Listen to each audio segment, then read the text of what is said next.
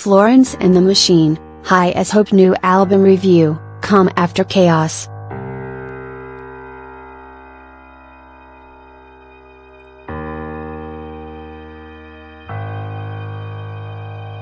On previous albums, Florence Welch has reveled in the sheer power her voice can deliver, hammering it down on the listener with unforgiving force.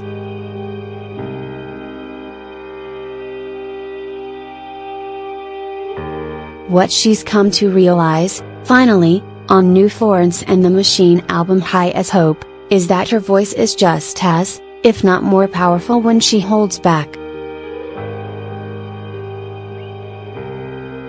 Opening with June, it's delightful to hear how she explores the dexterity of her vocal range in a way that suggests she's going for substance rather than sheer brute strength, sounding less windswept and more sun-kissed.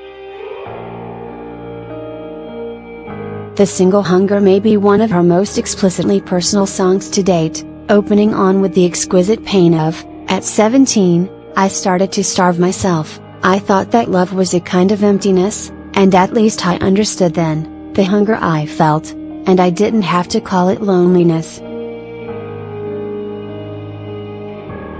The delicate shimmer of the tambourine and the cello gliding sweetly at the start of the build on the chorus also make this one of the best structured songs on the record. The sense of purpose both in the instrumentation and Welch's determined vocal work make it a standout. Florence Welch recently said in an interview that she had taken more of a stripped-down approach to this new album.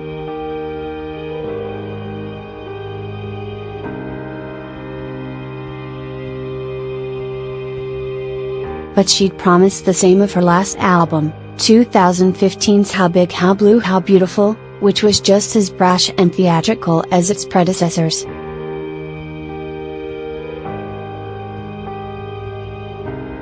On High as Hope, where actual clarity is found, she seems to attribute much of this calmness to her newfound sobriety. She quit alcohol a few years ago and looks back on her 20s with a mix of fondness and regret.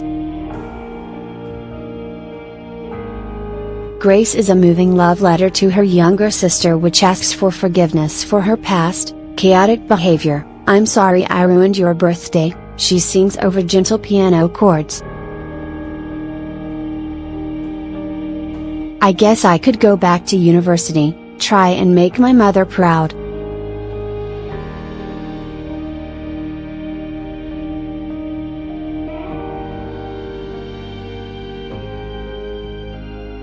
Patricia is another tribute to an important woman in her life. This time it's the godmother of punk herself, Patti Smith, whom Welch calls her North Star. "And do you understand, with every seed you sow, you make this cold world beautiful?"